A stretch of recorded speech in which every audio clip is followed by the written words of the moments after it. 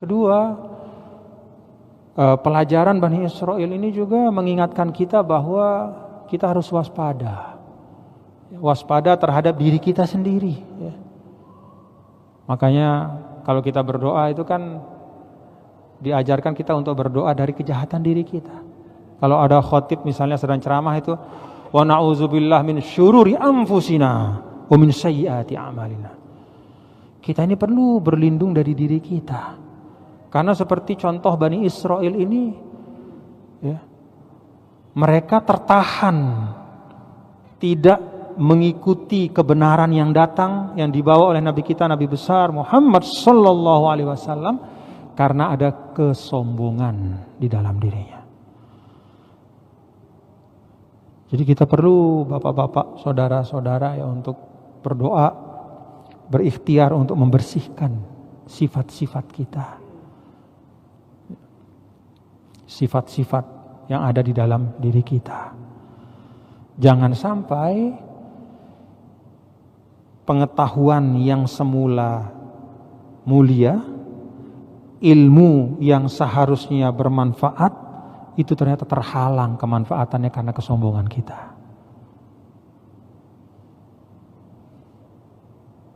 Nah, karena itulah Nabi kita, Nabi besar Muhammad sallallahu alaihi wasallam menyampaikan, tidak akan masuk surga orang yang dalam hatinya ada kesombongan walau sebesar biji sawi.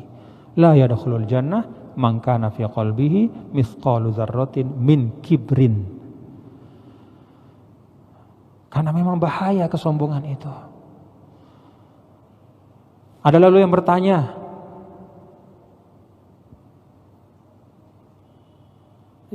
anna rajul yuhibbu ayyakuna thawbuhu hasanan wa na'luhu hasanah. Ya Rasulullah, ada orang yang suka bajunya bagus, sepatunya juga bagus. Apa itu sombong? Kira-kira begitu. Nabi katakan, innallaha jamil yuhibbul jamal. Bukan itu kesombongan. Jadi kesombongan itu bukan di penampilan fisik. Ya. Walaupun ya, bisa juga seseorang sengaja menggunakan penampilan fisiknya untuk menunjukkan yang ada dalam hatinya. Tapi tidak selalu. Ya.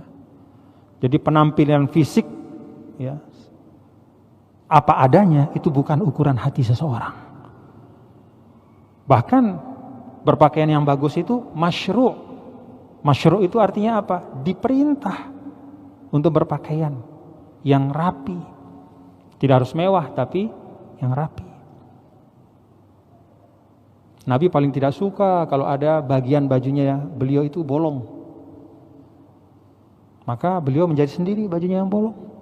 Tidak suka sepatu beliau itu robek, jahit sendiri sendal sepatunya. Tidak mewah, tapi rapi. Nah, bukan itu kebohongan. Apa kebohongan? Bukan itu kesombongan. Apa kesombongan? Batarul haq wa ghamtun nas. Kesombongan itu ada dua. Ya. Ada dua sikap.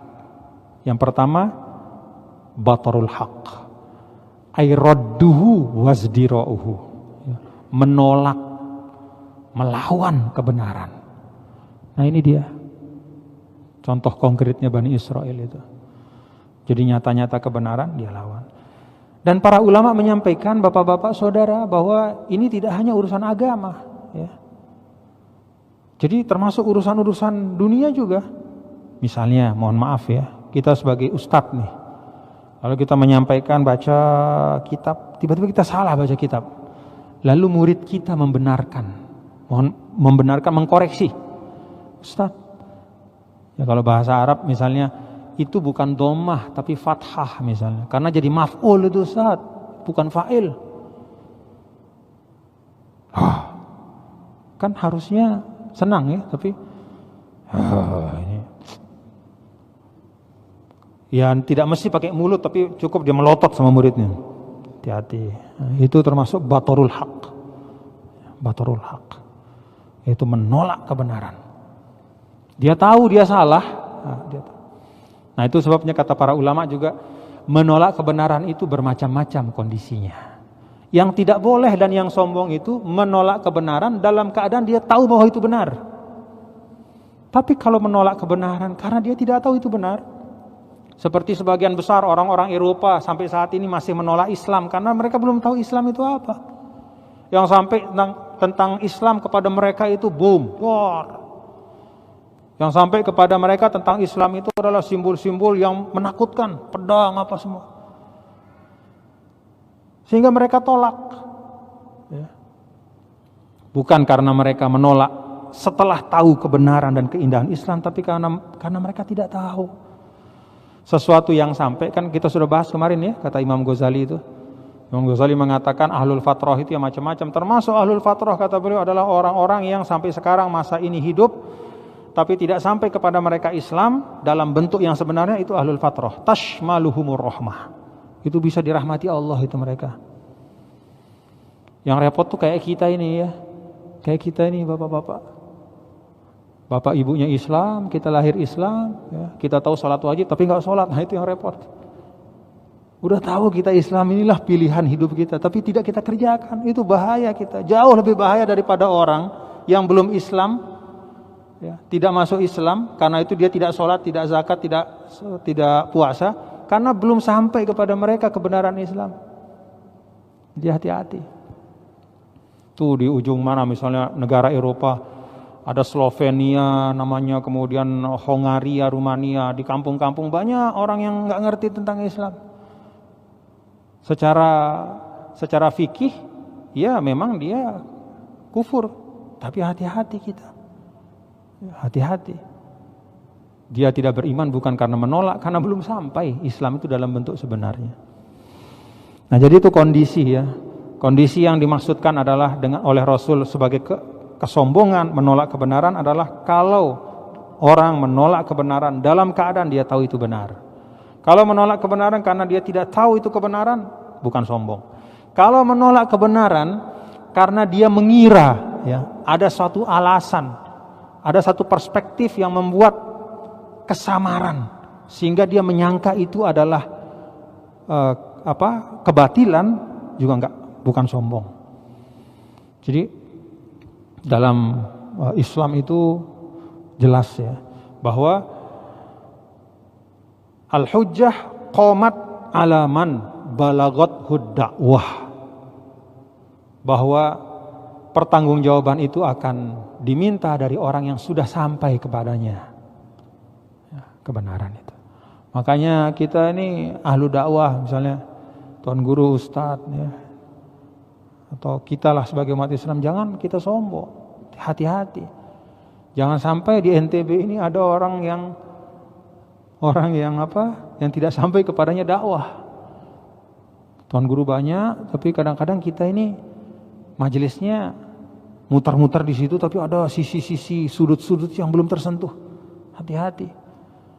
Nanti ketika dia meninggal ditanya sama malaikat, dari mana ente? Wah, saya di Lombok. Kok ente nggak sembahyang? Apa itu sembahyang katanya? Loh, banyak tuan guru di sana. Ada tuan guru Fahru Rozi, tuan guru Bajang. Nggak pernah dengar, saya nggak pernah datang katanya. Repot kita itu tuan guru. Repot kita itu. Jadi syaraf ya, yuqabiluhu mas'uliyah. Dakwah itu kehormatan ya, jadi ahlu dakwah itu kemuliaan, tapi di situ ada tanggung jawab yang besar.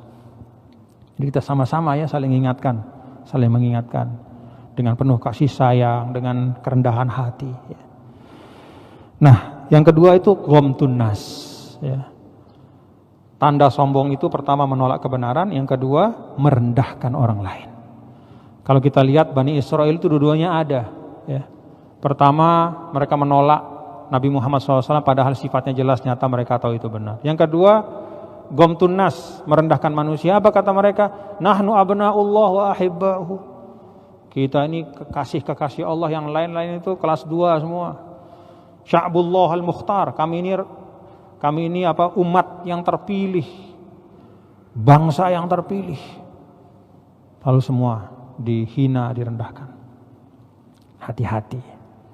Mohon maaf ya Bapak-bapak saudara, Kadang-kadang kita dalam kehidupan keseharian tidak sadar kita gomtunas ini kita lakukan.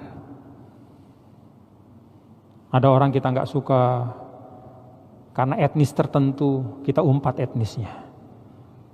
Dalam Islam itu tidak boleh mengumpat etnis, itu tidak boleh. Tidak ada orang memilih lahir jadi orang Cina, tidak ada. Memilih jadi orang Arab, tidak ada. Jadi orang Lombok, kita lahir ya ini sudah bentuk kita lahir. Maka urusan etnis, suku, bangsa itu tidak dibahas dalam Islam. Yang dibahas adalah iman dan amal soleh. Maka saya mohon kepada kita ya, jangan ikut-ikutan ya, dalam situasi apapun. Jangan stereotyping orang. Apa itu stereotyping orang? Melekatkan satu sebutan ya, yang sebenarnya mungkin hanya ada 1, 2, 3, 4 orang yang kayak begitu, tapi kemudian semua etnisnya kita sebut begitu. Itu tidak boleh. Itu termasuk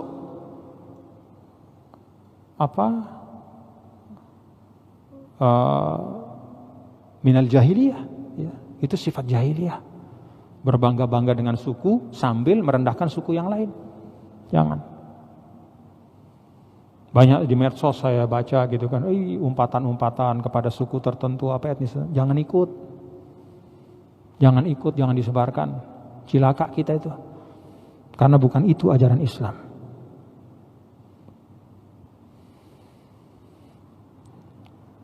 Kalau kita lihat ya, bapak-bapak saudara, keturunan siapa kita ini? Sekarang ada namanya ilmu DNA. DNA itu mengecek. Ya. Kan semua bangsa-bangsa di dunia ini punya DNA-nya, rumpun-rumpunnya. Ya. Kenal Ibu Najwa Shihab, anaknya Pak Quraish Shihab? Itu syarifah. Begitu dicek DNA-nya hanya 6% darah Arabnya. Sisanya itu 94% kalau tidak salah itu macam-macam. Macam-macam. Ada Eropanya di situ, ada Taiwannya di situ, macam-macam. Itulah hebatnya Al-Quran. Dari awal Al-Quran mengatakan inna khalaqnakum min dzakarin wa unsa. Laki perempuan. Itu prinsip, tidak ada lagi yang ketiga ya, laki perempuan. Wa ja'alnakum syu'uban wa qabail. Lalu dilepas oleh Al-Quran. Dilepas. Kami jadikan bersuku-suku, berbangsa-bangsa. Lita'arafu. Untuk saling mengisi. Jadi jangan kita sebut-sebut etnis orang, apa suku ini. Jangan. Pertama karena kita tidak tahu isi darah kita ini kayak apa ya. Berapa persen. Saya orang Sasak ya, Sasak itu apa? Cek ternyata macam-macam. Mungkin punya darah dari Taiwan, dari Kenya dulu. Itu kan nenek moyang kita dari Kenya, dari Afrika sana. Ya. Jadi jangan ngata-ngatain orang dengan bedang apa. Siapa tahu kan? Nggak tahu kita ya. Nggak tahu. Hanya bangsa Arab yang paling teliti terhadap garis keturunan. Ya. Terutama itu al-ashraf, yaitu keturunan dari Nabi kita, Nabi besar Muhammad SAW.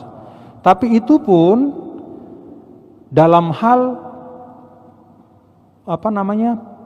urutan keturunan bin tadi disampaikan sama tuan guru kita ya. Muhammad ibnu Abdullah ibnu Abdul Muttalib ibnu Abdi Manaf dan seterusnya. Hanya dari sisi situ. Tapi